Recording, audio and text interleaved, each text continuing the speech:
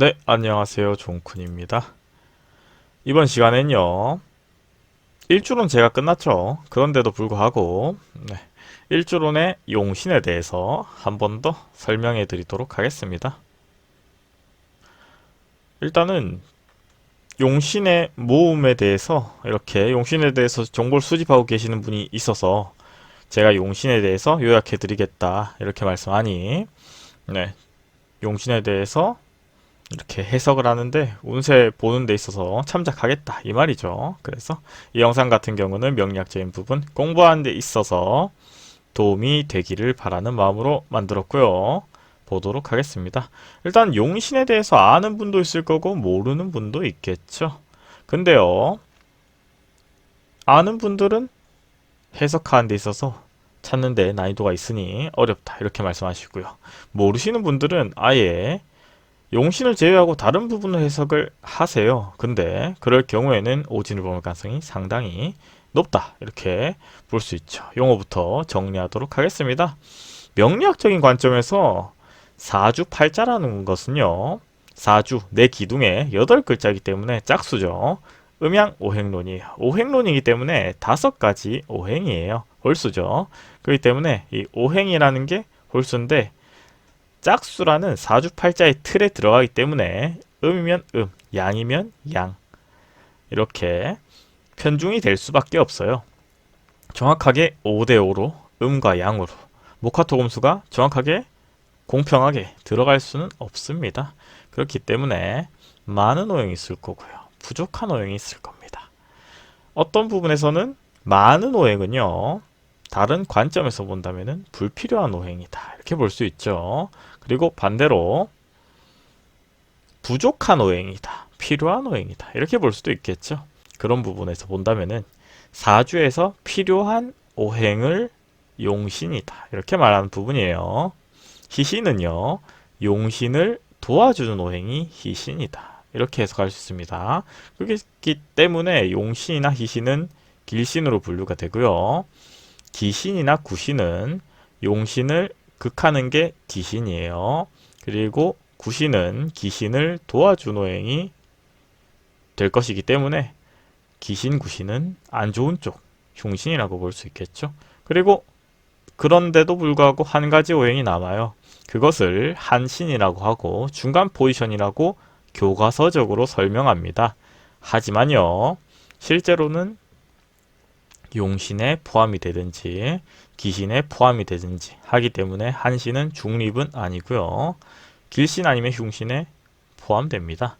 그랬을 때 3대2가 되거나 2대3이 될 거예요. 여기서 말하는 거는 길흉을 논하는 부분이죠. 그렇기 때문에 이 한신도 상당히 중요하다. 제가 레슨할 때마다 설명하는 내용입니다.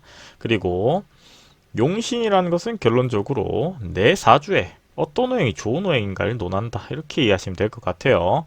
그랬을 때 용신을 구체적으로 분류해보면요. 일간의 관점에서 볼 수 있죠. 일간을 주체로 하고 모든 상황이나 균형을 찾아내는 방법이며 지금부터 설명하는 부분도 이 부분이다. 이렇게 볼 수 있고요. 월지의 관점은요. 격국론으로 설명하는 부분인데요. 육신편 강의 끝나고 만들 내용이다. 이렇게 제가 설명드렸던 부분인데 월지 같은 경우에는 큰 의미가 현재는 없습니다. 왜냐면요. 일주별로 설명하기 때문에 그 일주 하나로만 가지고 설명하기 때문에 이 부분은 이런 게 있다. 이렇게 이해하시면 될 것 같고요. 계절 위주의 관점 역시 마찬가지입니다. 제가 추가적인 설명을 하면서 나왔던 부분이 있을 수도 있는데 하나부터 열까지 이렇게 계절 위주로 설명하진 않았어요. 그리고 일주기 때문에 대체로 일주 기준이다 이렇게 보시면 될 것 같아요. 그랬을 때 월지랑 계절이랑은요 다르다는 거죠. 그리고 시주의 관점에 대해서도 몇 시에 태어났냐 보고 판단하는 방법인데 이거는 고전명리에서 주로 사용하는 방법이니 실제로는 그리 채용되지 않는다. 이렇게 네 가지 분류가 되고요. 갑자일주의 용신을 보도록 하겠습니다. 일단은요. 억부론으로 본다면은 억부라는 것은 내가 강하냐 약하냐로 판단하는 부분이에요. 내가 강하면요. 반대로 나를 극해야지 좋은 부분이고요. 내가 약하면요, 나를 생해야지 좋은 부분이다. 이렇게 볼 수 있겠죠. 이 억부론으로 본다면은 갑자일주는 신강일주예요. 그렇기 때문에 금이 필요한 오행이다. 이렇게 볼 수 있죠. 조후론으로 본다면요, 관점에 따라 달라진다고 볼 수 있을 것 같아요. 조후라는 것은 양이 많은가, 음이 많은가를 보고 논하는 부분입니다. 그랬을 때 갑자 같은 경우에는 수가 목을 생하는 부분이니 수가 강하다고 표현할 수 있겠죠. 그랬을 때는 수와 반대되는 화가 필요하다 이렇게 볼 수 있죠. 그리고요, 통관론으로 본다면은 화에 해당하니 지금 보이는 부분은 금이 하나, 화가 두 개니 화에 좀 더 무게가 실린다 이렇게 볼 수 있죠. 그리고 갑인일주의 용신입니다. 갑인일주 같은 경우에는요, 갑목의 밑에 지지에 인목이 있으니 갑인일주 신강한 포지션이 돼요. 그렇기 때문에 억부론을 봤을 때는 신강하니 금이 필요하다 이렇게 볼 수 있고요. 조후론으로 본다면은 마찬가지로 목이 강함으로 금이 될 가능성이 높다 이렇게 볼 수 있습니다. 물론 통관론의 시선에서 본다면은 다를 수도 있습니다. 그렇지만 이 경우에 통관론을 크게 사용하지 않는 부분이다 이렇게 볼 수 있을 것 같아요. 그러니 통관론을 봤을 때는 화인데 그렇지만 금이 갑인일주의 용신이다 이렇게 볼 수 있죠. 그리고 갑진일주예요. 갑진일주 같은 경우에는 신약에 포함되죠. 그렇기 때문에 생이 필요하다 이렇게 볼 수 있겠죠. 갑진일주의 부분에서 필요한 오행은 수다 이렇게 볼 수 있죠. 조론으로 본다면은 토가 강합니다. 그렇기 때문에 목이 필요하다 이렇게 볼 수 있을 겁니다. 통관론으로 본다면은 갑진일주는 수가 필요하다 이렇게 볼 수 있을 거예요. 이 경우에 억부론이나 통관론으로 수가 필요하니 제가 봤을 때는 수가 더 용신에 적합하다 이렇게 볼 수 있죠. 그리고 갑오일주 같은 경우에는 갑목에 지지에 오화가 들어있는 일주죠. 그렇기 때문에 신강이냐 신약이냐고 논한다면은 신약일주다 이렇게 볼 수 있죠.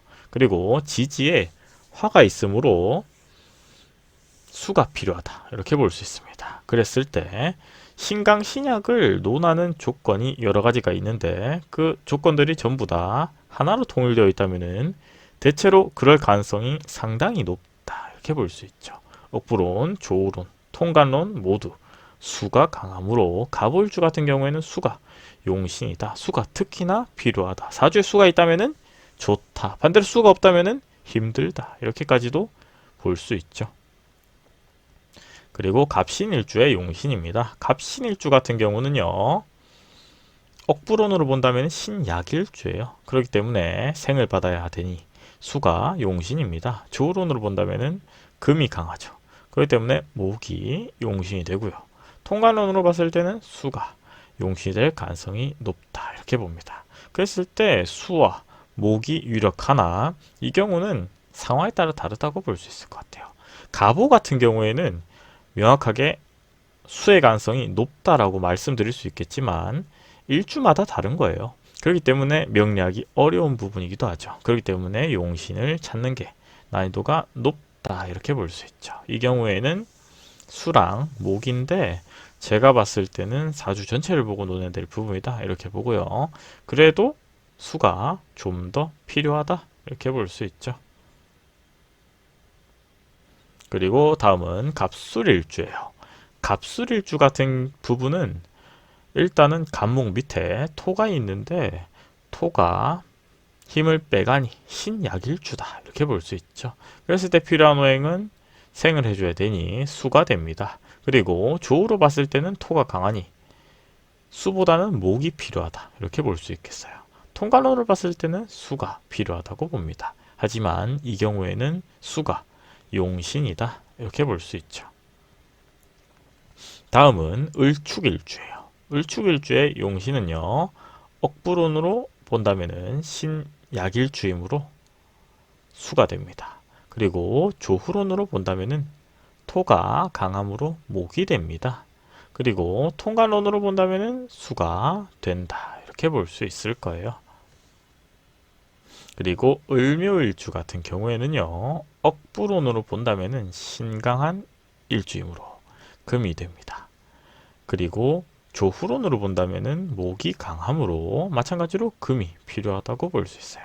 그리고 통관론으로 봤을 때는 화지만 이 경우에는 화보다는 금을 써야 될 부분이죠. 왜냐하면은 금 같은 경우는 목과 상반되기 때문에 그걸 알 수 있으나 화 같은 경우에는 목화가 결론적으로 둘 다 양의 포지션이니 목화가 과다해졌을 때 금수가 필요한 부분이 되기도 합니다. 을사일주의 용신은요. 일단은 을사 일주 같은 경우는 신약입니다. 그렇기 때문에 억부론으로 본다면은 수가 됩니다. 그리고 조후론으로 봤을 때는 을사 양의 기운이 강합니다. 화가 강함으로 화를 식혀줄 수가 필요하다 이렇게 볼 수 있죠.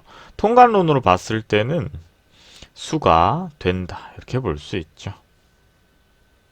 그리고 을미일주 같은 경우는 을미 역시 신약 일주이기 때문에 생을 해주는 목이 필요하다 이렇게 볼 수 있고요. 조론으로 본다면은 토가 강함으로 목이 된다 이렇게 볼 수 있죠. 그리고 통관론으로 봤을 때도 목이 될 가능성이 높다 이렇게 봅니다. 근데 을미 같은 경우에는 통관으로 보기에 적합하지 않아요. 하지만 억부나 조로 봤을 때 동일하기 때문에 통관이 아니라 그냥 목이 필요한 오행이다 이렇게 볼 수 있겠죠. 그리고 을류일주의 용신입니다. 억부론으로 본다면은 신약 일주입니다. 을목 밑에 유금이 있기 때문에 그렇기 때문에 필요한 오행은 생을 해주는 수가 용신이다 이렇게 볼 수 있고요. 조후론으로 본다면은 금이 강합니다. 그렇기 때문에 목이 필요하다. 목을 보충해줘야 된다. 이렇게 볼 수 있죠. 통관론으로 본다면은 수가 용신이다. 이렇게 볼 수 있죠. 을해일주의 용신입니다. 을해 같은 경우에는요. 억부론으로 본다면은 신강 일주이기 때문에 조금은 극이 필요하다. 극이 필요하기 때문에 금으로 극을 해주면 좋다. 이렇게 볼 수 있고요. 조후론으로 본다면은 수가 강함으로 화가 필요하다. 이렇게 볼 수 있죠. 통관론으로 본다면은 마찬가지로 화가 필요하다. 이렇게 볼 수 있어요. 병자일주의 용신을 본다면요. 일단은 병자, 이 두 가지 오행으로 봤을 때는 억부로 봤을 때는 신약 일주이기 때문에 목이 됩니다. 그죠? 그리고 조후, 다시 말해서 이제 한랭으로 봤을 때는 수가 더 강하죠. 그렇기 때문에 화가 됩니다. 그죠? 목이 되고 화가 되네요. 그리고 통관론으로 본다면은 통관으로 볼 수 있죠. 왜냐면은 수, 목, 화기 때문에 중간에 있는 목이 통관용신으로 사용이 될 텐데요. 그랬을 때 목 아니면 화일 가능성이 상당히 높은 일주죠. 그리고 병인 일주는요. 용신을 보면은 일단은 억부로 봤을 때는 신강일주죠. 그랬을 때 수가 될 확률이 높아요. 병인인데 이 병화와 인목인데 둘 중에 누가 더 세냐. 그랬을 때 병화가 65%를 차지하고 있기 때문에 단순하게 일주론으로 봤을 때는 화가 많기 때문에 수가 용신이 되겠죠. 그리고 조우로 봤을 때도 화가 강하니 수가 용신이 되는 건 일맥상통합니다. 그렇지만 통관으로 본다면은 반대로 토가 되는 부분도 사실이에요. 왜냐면은 둘 다 제압을 하려면은 토가 필요합니다. 일반적으로 수가 화를 극하는 위치긴 하지만 통과는 용법이 다르죠.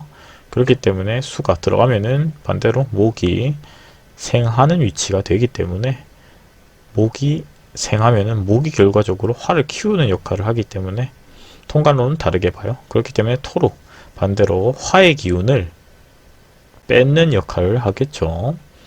그렇게 보면 좋을 것 같아요. 그랬을 때 억부론으로 본다면은 신약 일주가 되므로 화가 될 가능성이 높아요. 그리고 이 구조론을 설명 안 하고 단순하게 지제 육친으로만 봤을 때는 신강 신약이 안 맞을 수도 있다는 점 참고하시기 바랍니다. 그래서 조금 헷갈릴 수가 있어요. 이게 구조론으로 퍼센테이지를 논하는 거랑 신강 신약하다는 부분은 달라요. 다를 수가 있어요. 그러니까 예를 들어서 저런 일주 같은 경우에는 금을 제외하고 구조는 다 들어가 있었죠. 그렇지만 우선으로 채용하는 게 용인지 체에 따라서 달라집니다.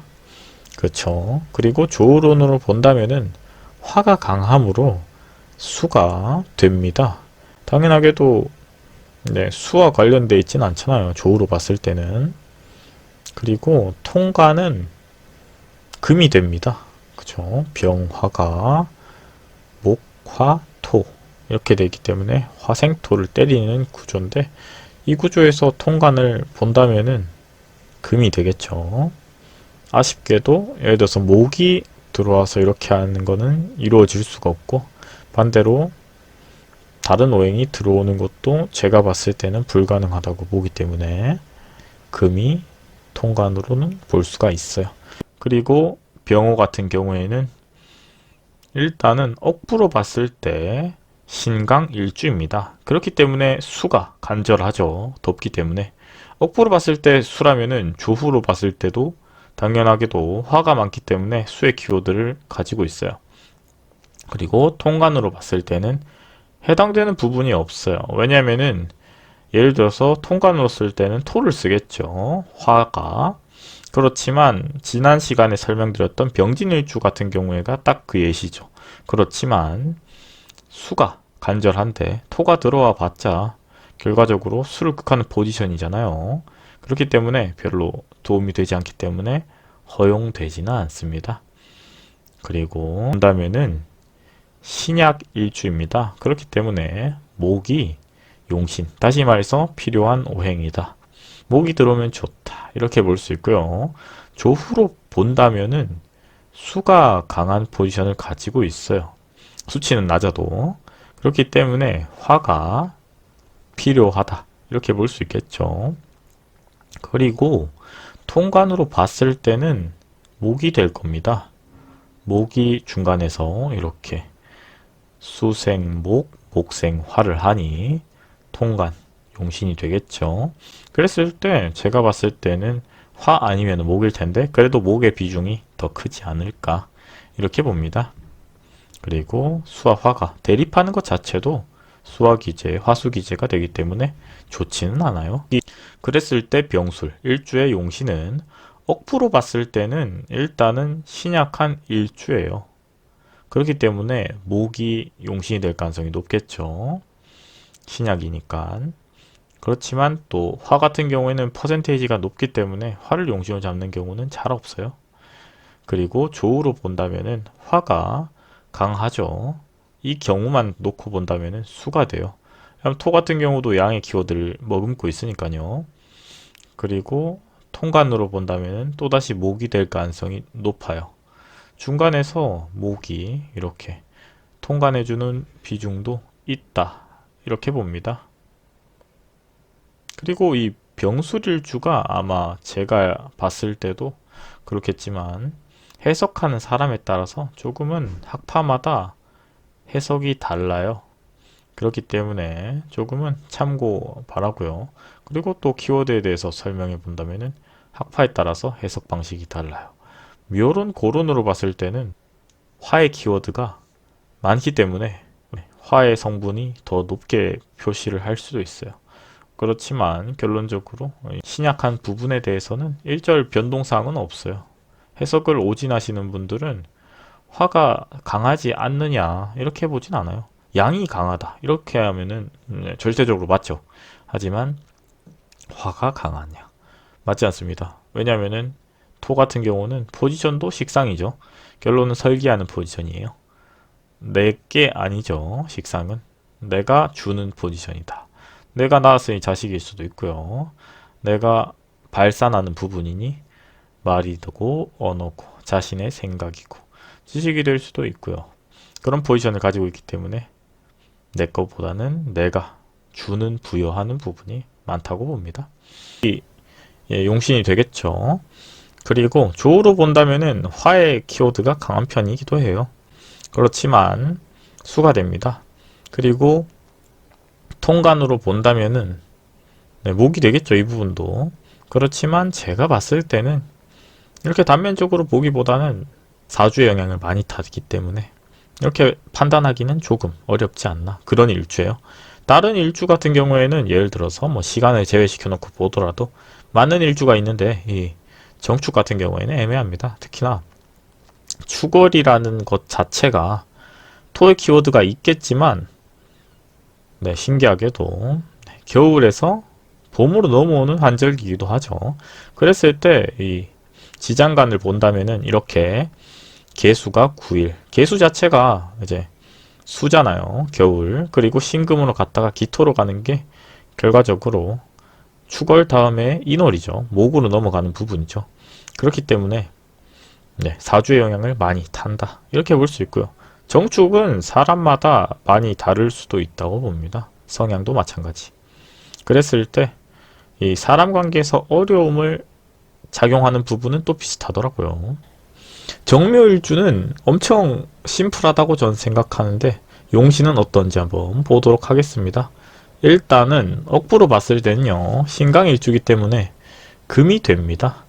특히나 묘 같은 경우에는 묘유충을 사용하기 때문에 유금이, 다시 말해서 닭이라고 볼 수 있죠. 유금이 어떻게 보면은 정확하게 용신이 될 가능성이 높다.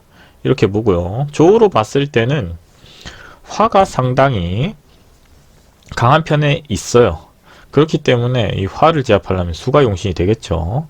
그렇기 때문에 억부랑 조를 같이 본다면 금수, 음기가 용신이 된다. 이렇게 보고 반대로 통간은 다르게 봅니다.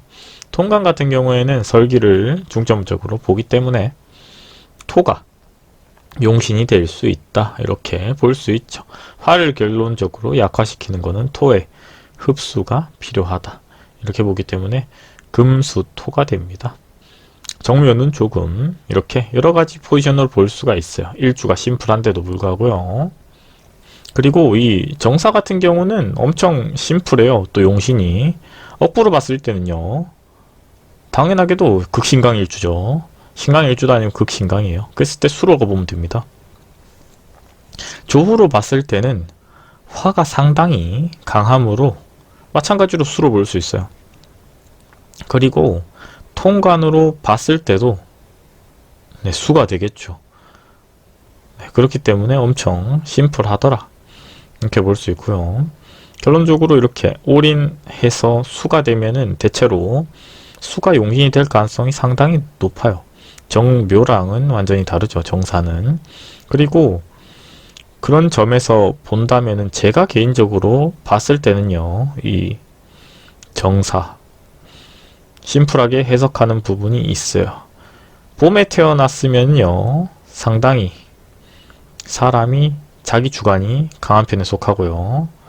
화로 태어났으면 대인관계에서 조금 어려움이 있지 않나 이런 생각도 들고요. 반대로 가을에 태어났다면은 상당히 명예가 따르는 사람이고 대인관계도 나쁘지 않다 이렇게 볼 수 있으며 겨울에 태어났으면은 상당히 재물적인 부분에서 사람이 여유가 있는 사람이 될 수도 있지 않나 이렇게 볼 수 있어요. 이렇게 심플하게 드러나는 사주들은 해석하는데 용이합니다. 또 네, 이런 부분에서는 조후로 보는 게 맞아요. 양기로만 구성되어 있기 때문에. 그리고 네, 월로 봤을 때도 미토는 네, 열기가 강한 토이기 때문에 제가 봤을 때는 엄청 더운 날에 출생했는 사주이기 때문에 특히나 월지가 미월이라면은 절대적이죠. 그렇게 보기 때문에 웬만하면 용신은 수가 아닐까 이렇게 봅니다. 때문에 네, 그런 연예인 계열도 있다 이렇게 볼 수 있고요. 그리고 정유일주의 용신은 억부로 봤을 때는요. 일단 신약일주죠. 그렇기 때문에 화를 키워줘야 되기 때문에 목이 용신이 됩니다. 조로 봤을 때도 금이 강하기 때문에 목이 용신이 되는 경우예요. 그리고 마지막으로 통관으로 볼 때도 화랑 네, 금이랑 사이가 안 좋죠. 그럴 때 통관시키는 법 또한 목이 아닌가. 그런 점으로 봤을 땐 전부 다 목이죠. 이렇게 보면 정유일주는 웬만하면 목이다 이렇게 볼 수도 있을 정도로 네 깔끔하죠. 용신조차도. 딱 맞아떨어지는 부분에 대해서는 긍정적이에요. 왜 그런 원리냐면은 없는 부분에 대해서 보통 용신을 채용하는데 이렇게 반대로 구성 성분이 두 가지로 대치하고 있는 상황에서는 통관용법조차도 이렇게 일맥상통하는 구조를 가질 수도 있어요. 그리고 정해일주 같은 경우에는요, 용신을 본다면은 억부로 본다면은 신약 일주이기 때문에 목입니다.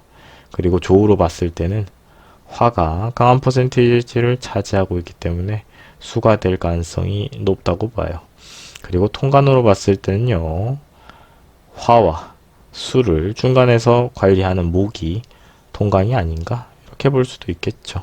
그랬는데 웬만하면은 저는 통관을 채용하고 싶네요.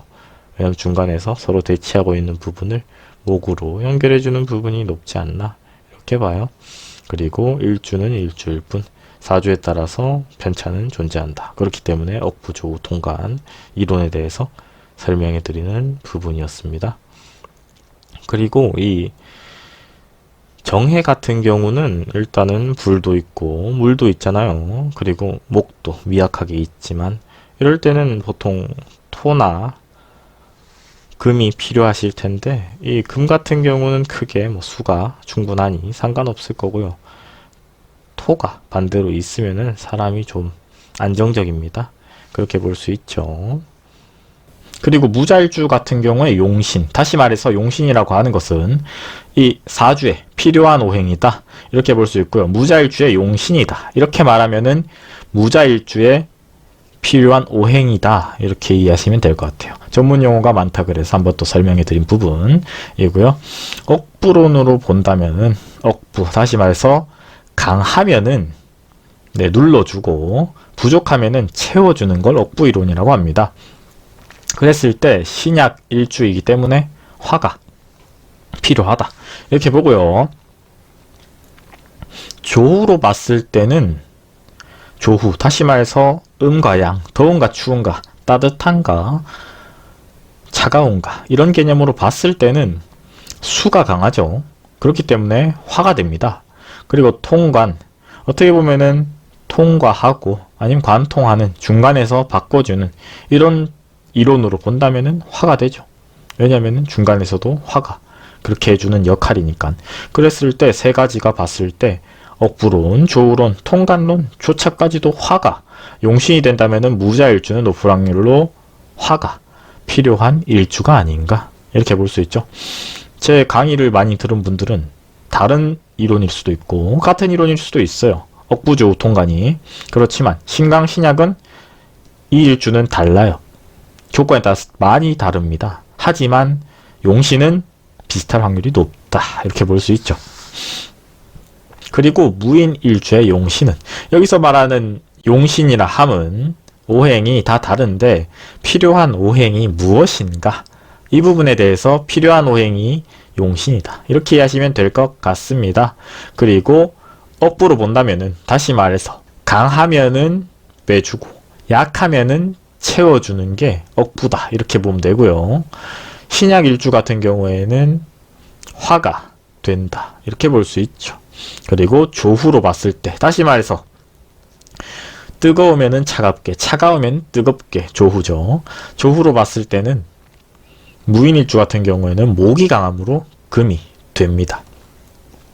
그리고 통관론 같은 경우에는 중간에 변화를 준다면은 금이다 이렇게 볼 수 있고요. 무인일주 같은 경우에는 금이 두 개고 화가 하나인데 금이 필요한 오행이 될 가능성이 높다 이렇게 볼 수 있죠. 그리고 무진일주 같은 경우에는요, 용신은, 다시 말해서 여기서 말하는 용신은 필요한 오행이라고 볼 수 있어요. 나한테 필요한 오행, 긍정적인 오행을 용신이다 이렇게 보고요. 억부 같은 경우에는 강하면은 빼주고 약하면은 채워주는 걸 억부라고 합니다. 억부로 봤을 때는 신강, 극신강일주기 때문에 목이 필요하더라 이렇게 볼 수 있고요. 조후론으로 본다면은 조후는 뜨거우면 차갑게, 차가우면 뜨겁게인데 본다면은 목이 강함으로 수가 됩니다 이렇게 볼 수도 있겠지만 결론적으로 토가 과다할 땐 조후를 잘 안 써요.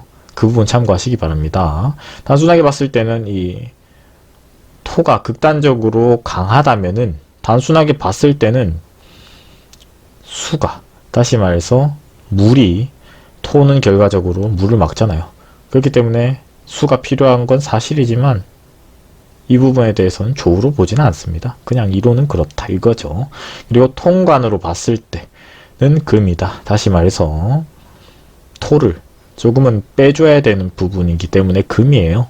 그랬을 때 둘 중에 하나인데 목이나 금을 쓰는 게 일반적이죠. 그렇지만 저는 이 경우에는 금을 쓰는 게 좀 더 유리하지 않나, 이런 부분이 현실적이죠. 그런 부분 참고하시고요. 그리고 무월주 같은 경우에는요, 용신, 다시 말해서 용신이라고 함은 자기한테 필요한 오행이다 이렇게 볼 수 있고요.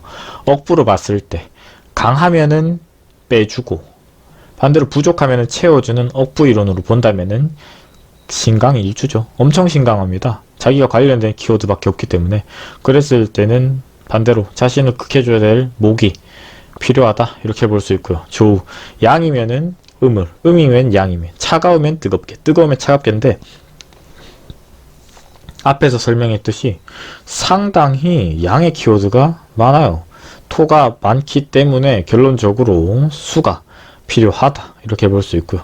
그리고 반대로 통관, 네, 통관 이론으로 봤을 때는 금이 필요합니다. 그랬을 때 목은 크게 포지션을 잡지 않고요. 금이랑 수가 필요한 오행이다 이렇게 볼 수 있죠. 그리고 사주에 결론적으로 일주는 그렇게 들어갔는데 사주에 금이 있는가 수가 있는가 혹은 화가 강한가 토가 강한가에 대해서 보고 결론을 내리는 게 맞아요. 일주론으로 봤을 때는 금이랑 수가 필요한 부분이에요. 화랑 토가 많기 때문에. 목은 반대로 그렇게까지 필요하진 않아요. 중립적인 한신 포지션인데 결론적으로 목이라는 것 자체가 양의 키워드죠.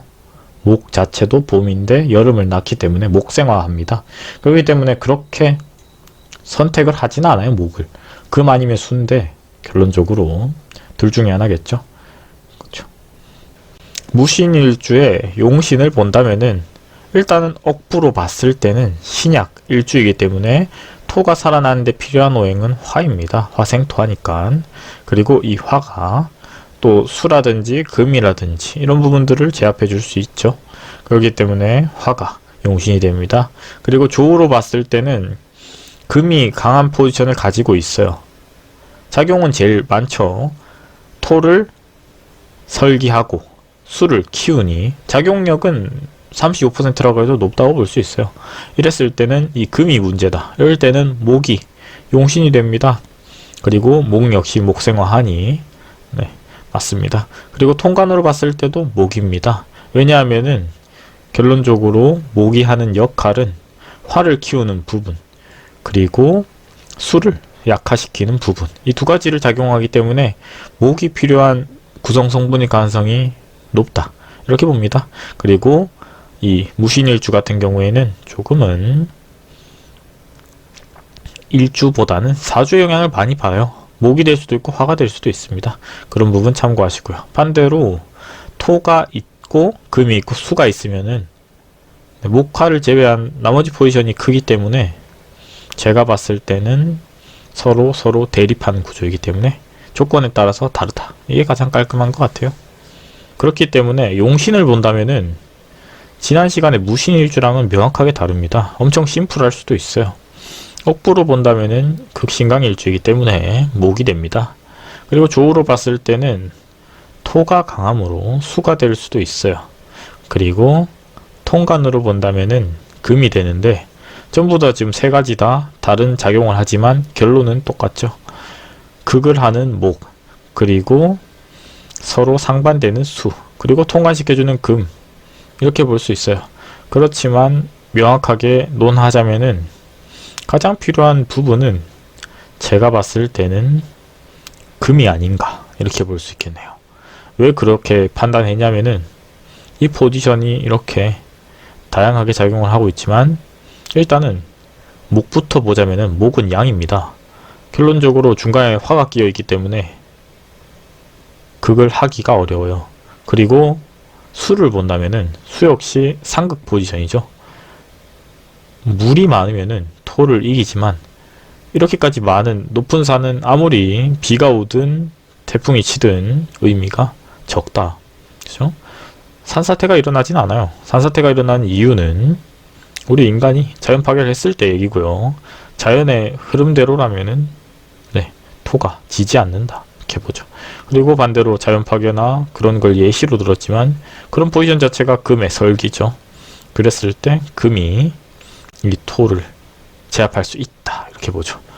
기축일주를 용신을 본다면은 어떨까요? 일단은 억부를 먼저 보도록 하겠습니다.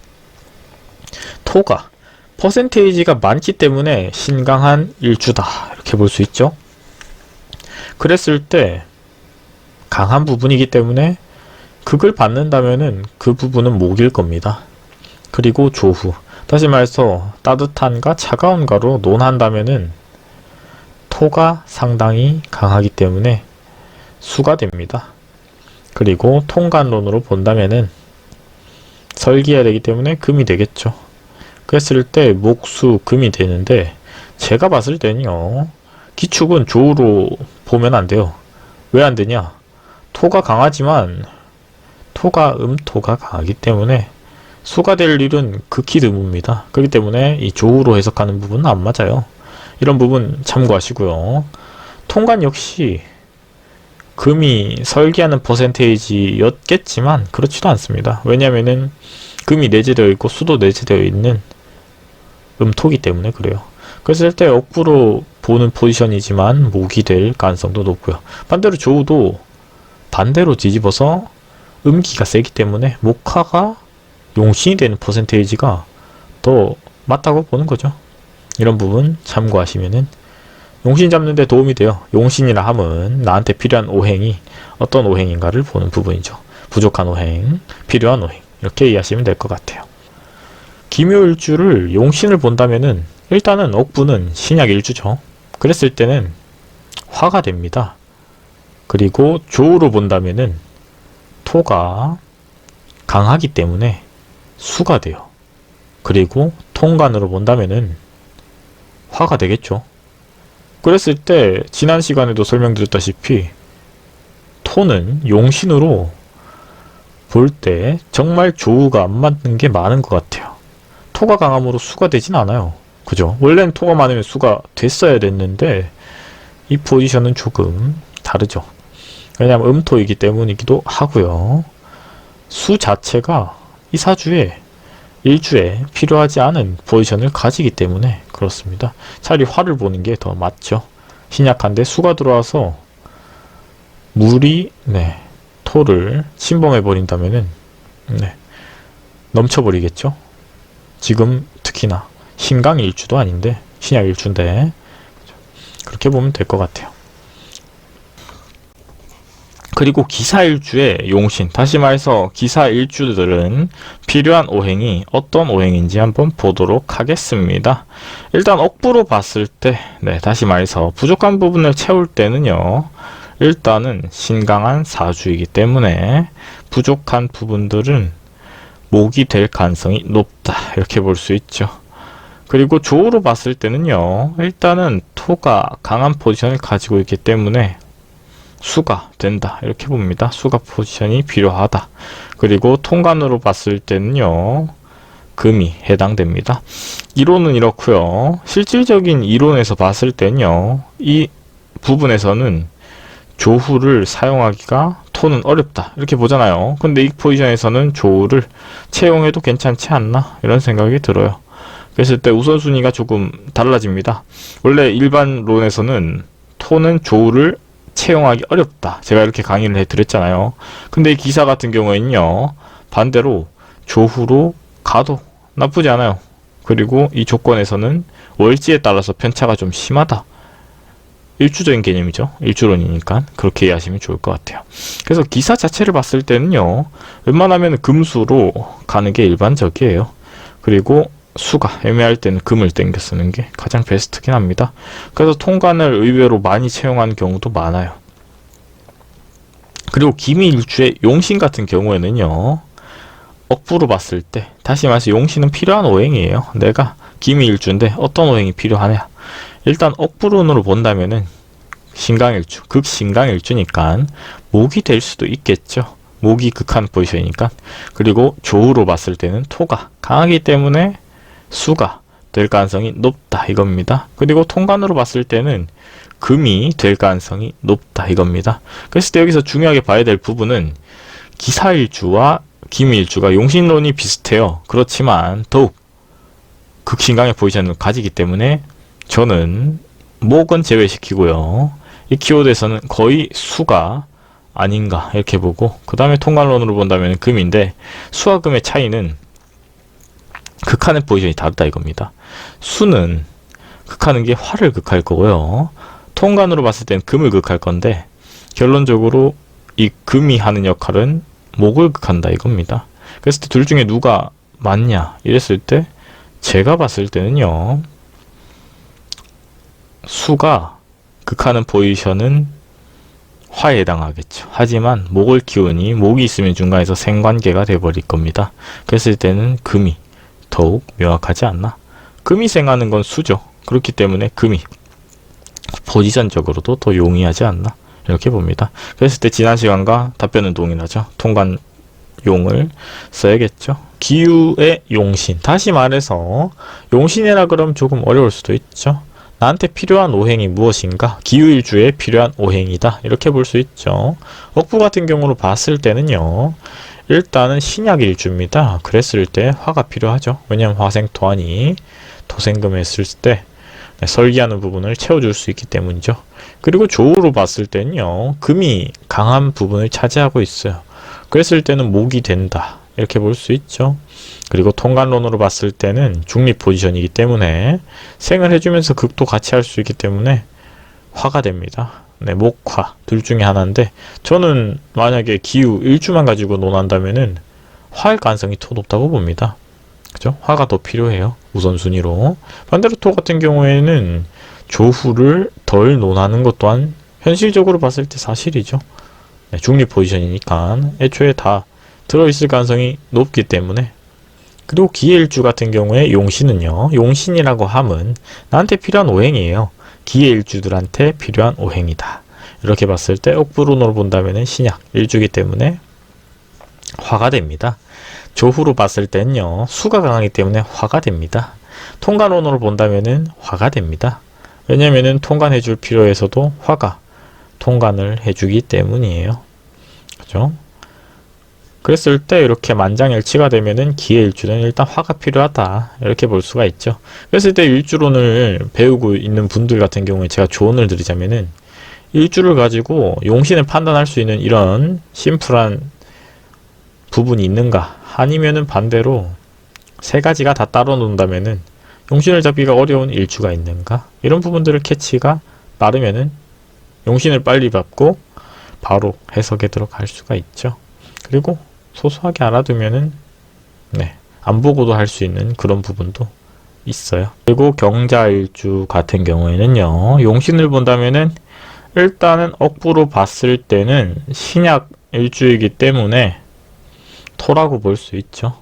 그리고 조우로 봤을 때는 금도 강하고 수도 강합니다. 그랬을 때는 목화로 보는 게 일반적이며, 금과 수 중에서 뭐가 더 강하냐 이랬을 때는 수가 더 강하다. 그랬을 때는 화가 필요하다 이렇게 볼 수 있죠.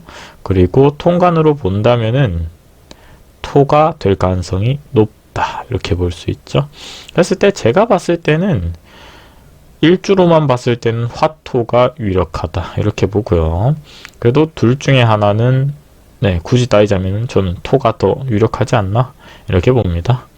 그리고 경인일주의 용신, 용신이라고 하는 것은 경인일주에 필요한 오행이 무엇인가 이런 부분이죠. 결론적으로 전문용어가 많이 나오기 때문에 입문하시는 부분이나 자신의 일주가 알고 싶은 분들은 어려운 부분이 있다고 하셔서 한번 보도록 하겠습니다.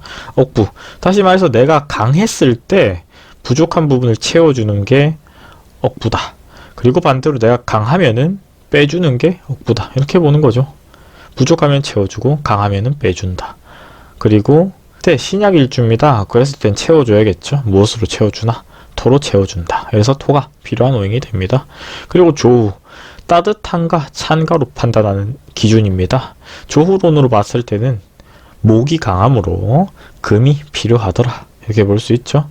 그리고 통간, 다시 말해서 내가 필요한가 안한가를 가지고 통간시키는 부분입니다. 그랬을 때는 토가 됩니다. 그랬을 때도 결론적으로 토나 금이 필요한데 제가 봤을 때는 토가 좀 더 가능성이 높지 않나 이런 생각이 드네요.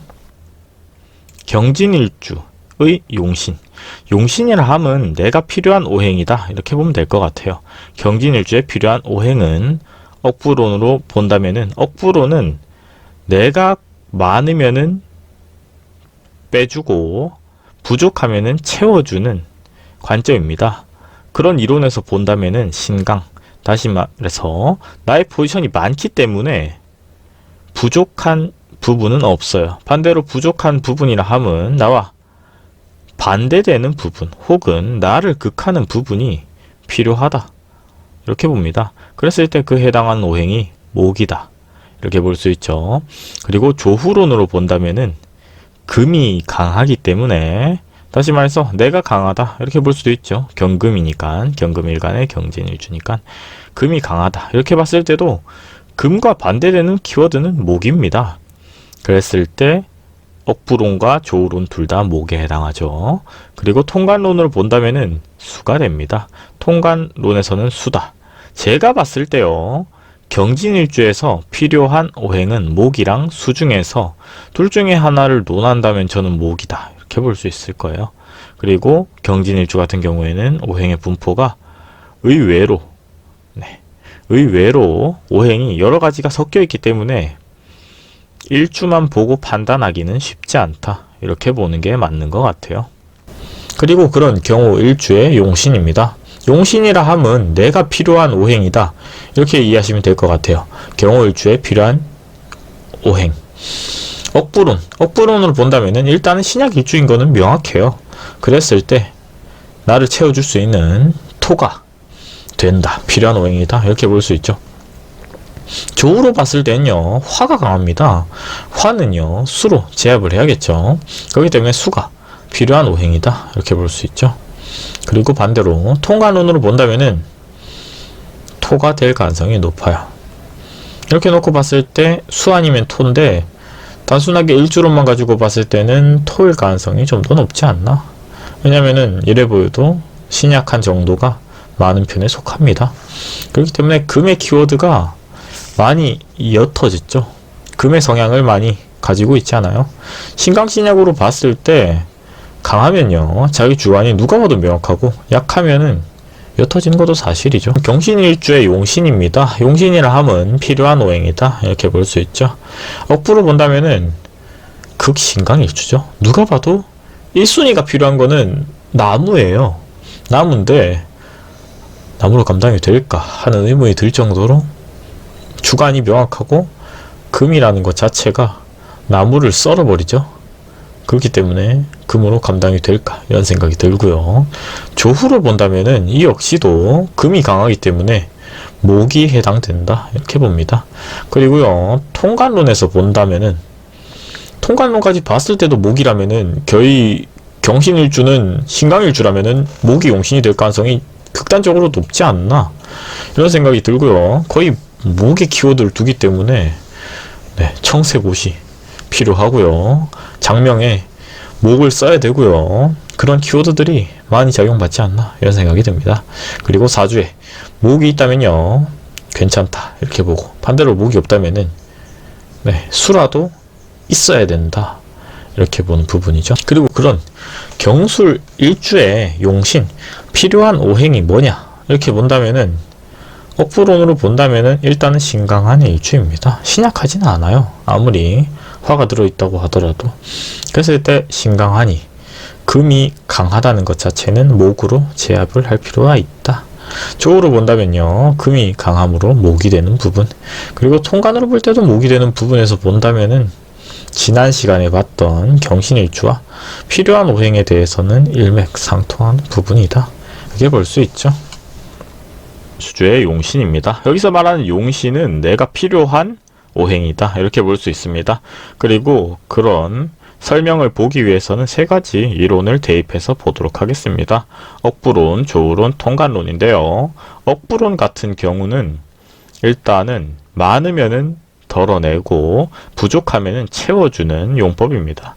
신강일주이기 때문에 과다하죠. 그럴 때는 목으로 반대로 작용하는 부분이 필요하다 이렇게 볼 수 있고요. 조후론으로 본다면은 금이 강함으로 목이 될 가능성이 있어요. 조후는 반대로 뜨거우면 차갑게, 차가우면 뜨겁게 이런 부분이죠.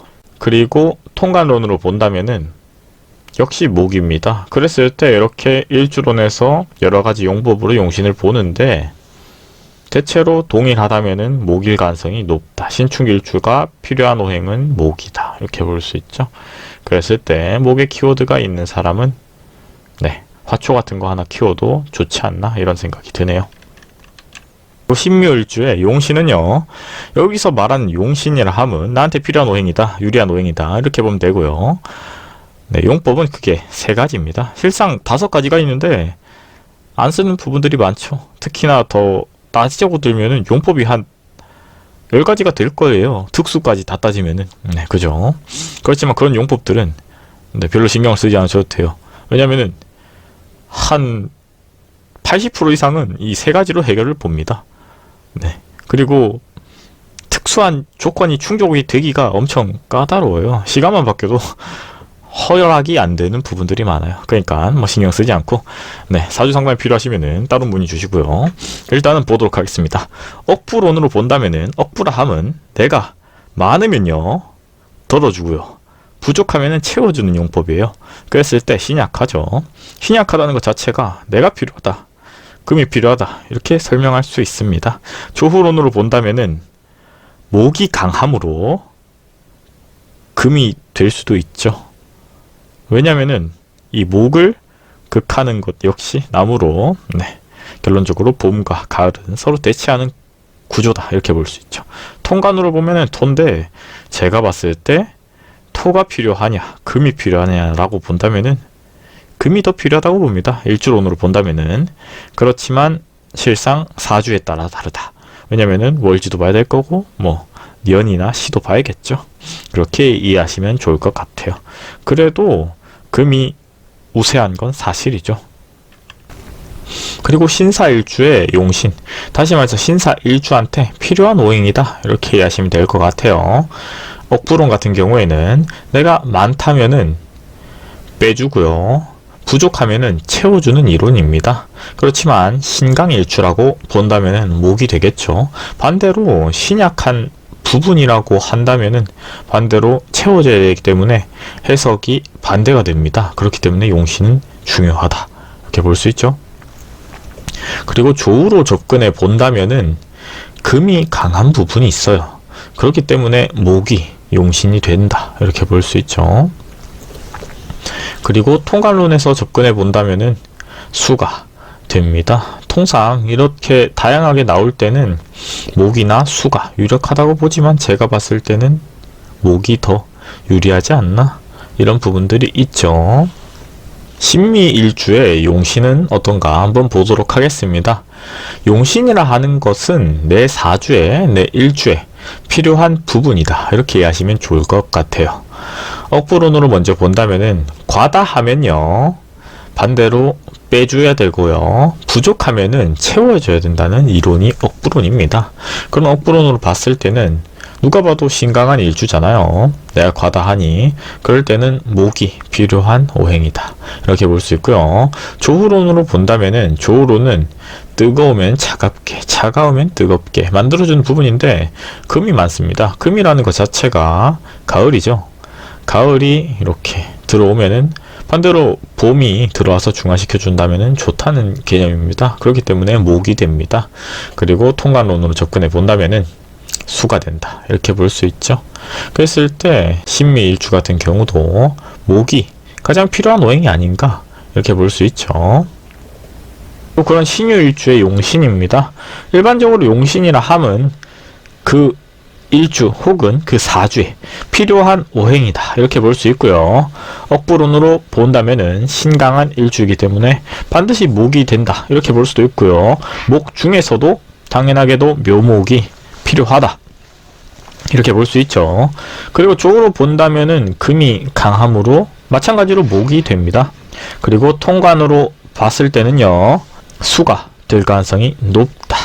그렇지만 제가 봤을 때는 이렇게 다양하게 있지만 금이 아무래도 과다하니까 목이 될 가능성이 상당히 높다고 봅니다. 신의 일주의 용신은요, 신의 일주가 필요한 오행은 어떤 오행이냐면은 일단 억부론으로 접근해 본다면은 신약 일주입니다. 그렇기 때문에 나랑 동일한 오행이 필요하다 이렇게 볼 수 있죠.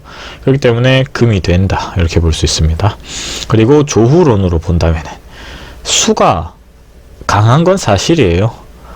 금도 강하고 수도 강하고 음기가 강한 건 사실이죠.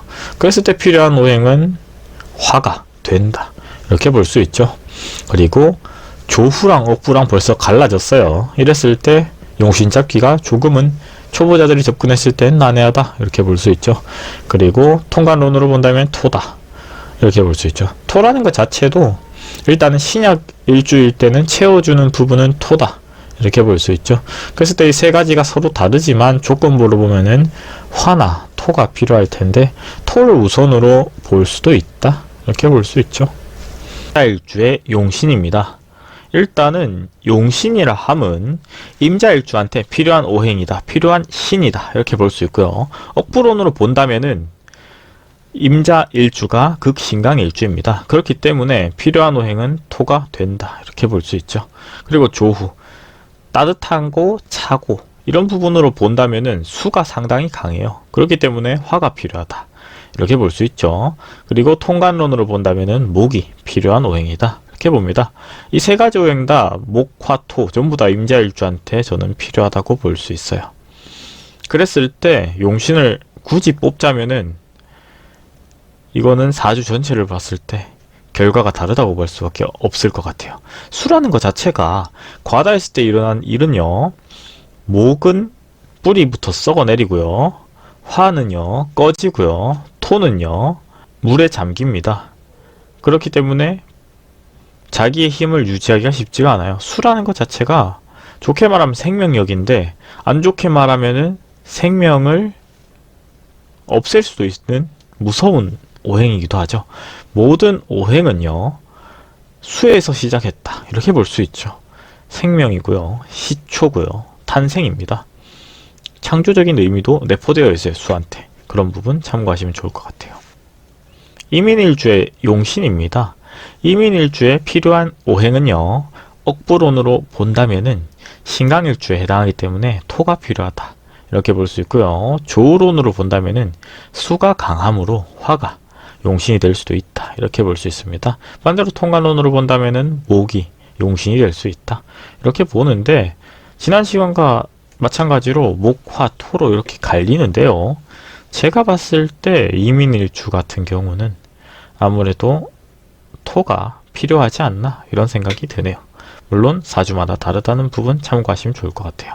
일주로는 일주만 가지고 판단하는 부분이니 반대로 필요한 부분은 토다.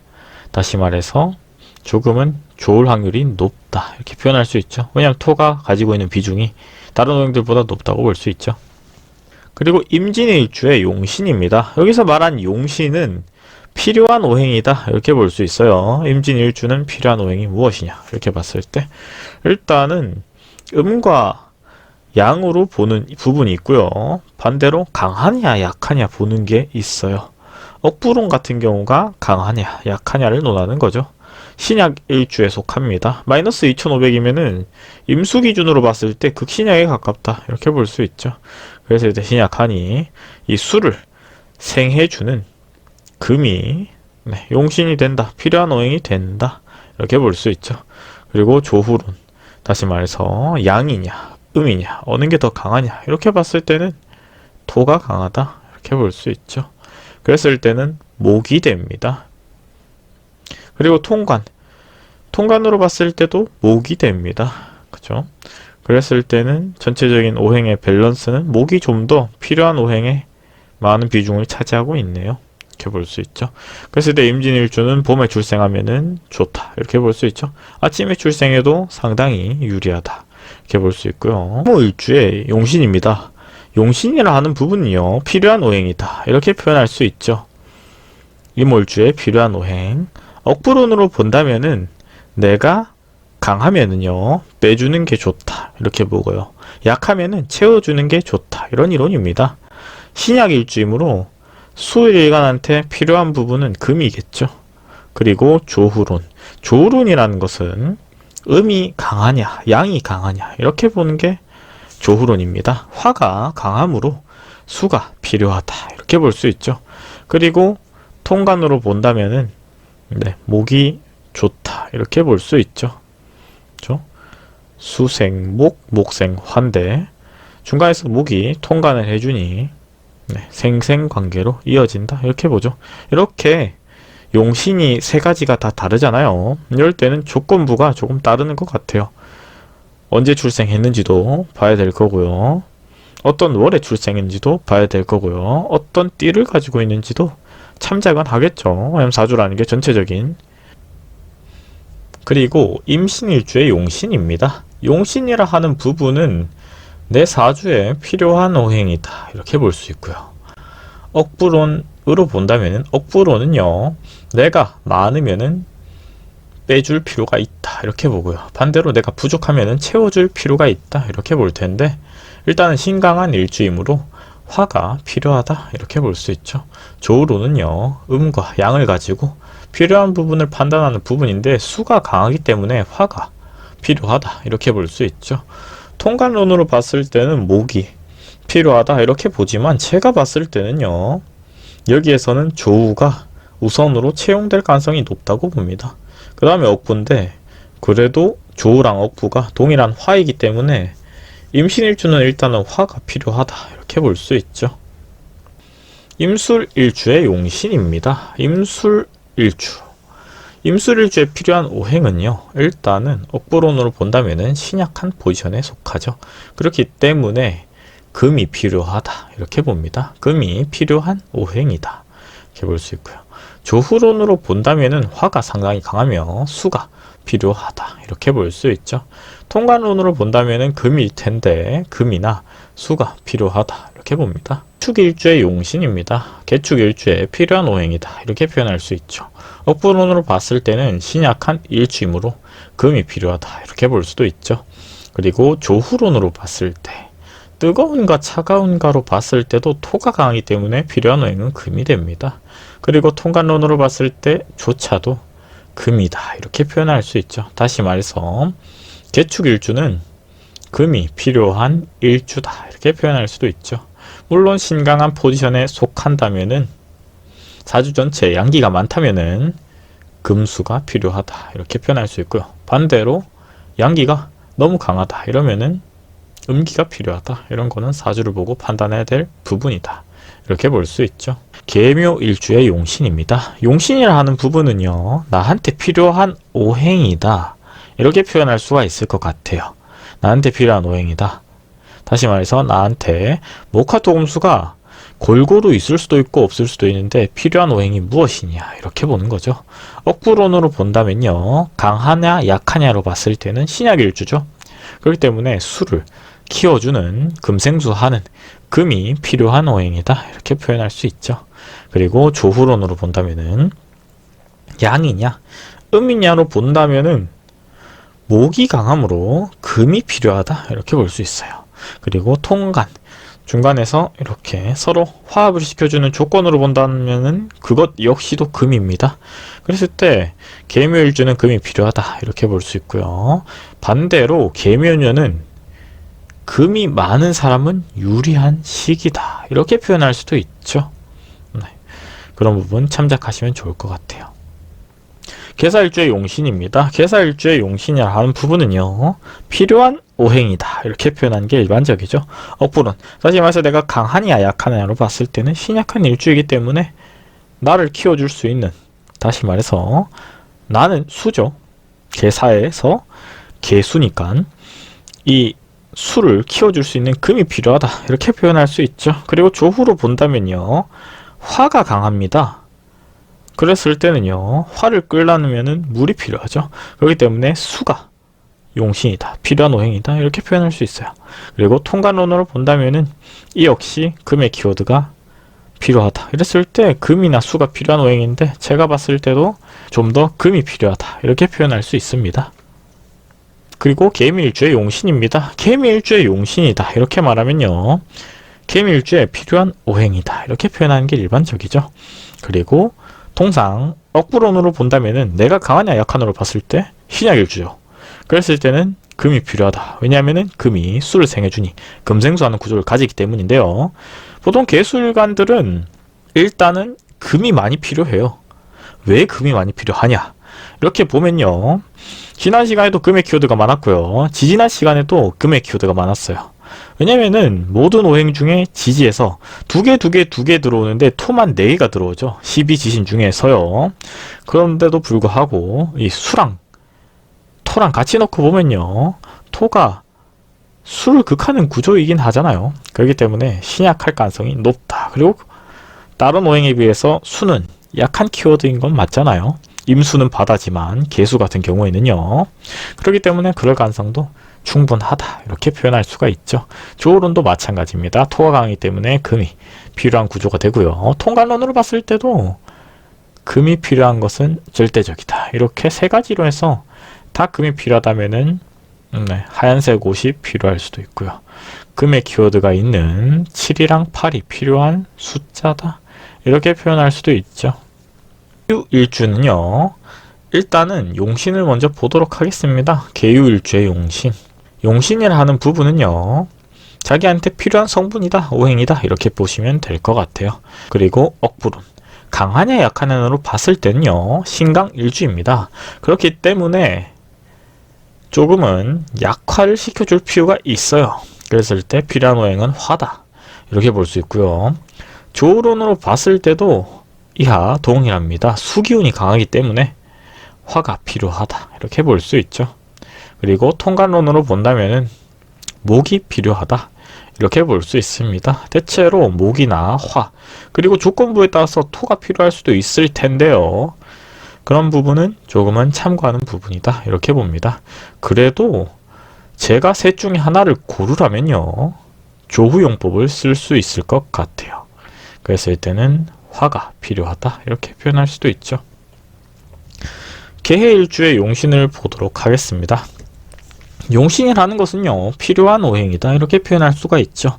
억부론으로 본다면은 극신강일주이기 때문에 화로는 제압이 안 돼요. 화로는 절대 제압이 안 되고요. 토로 막아줘야 됩니다. 물이랑 불이랑 붙었을 때 상성이 있을 텐데요. 결론적으로 물이 이깁니다. 아무리 그래도 물이 이겨요. 그리고 아무리 그래도 토가 막아주는 비중이 필요하다 이렇게 볼 수 있죠. 그렇지만 수의 가장 무서운 부분은요, 모든 오행을 통틀어서 시작과 끝이에요. 그렇기 때문에 나무는요, 물이 많으면 뿌리가 썩어 들어가고요, 불은요 꺼지고요, 금은 녹이 쓸며 흙은 무너집니다. 그렇기 때문에 과다할 경우에 제압할 수 있는 수단이 까다로운 부분도 사실이에요. 그렇기 때문에 천재가 되거나 바보가 된다 이렇게 표현을 많이 하죠. 조론으로 봤을 때는요, 수가 강함으로 화가 된다 이렇게 봅니다. 통관론으로 봤을 때는 목입니다. 그랬을 때 용법에 따라서 목, 화, 토 다 나오죠. 다양하다 이렇게 볼 수가 있고요.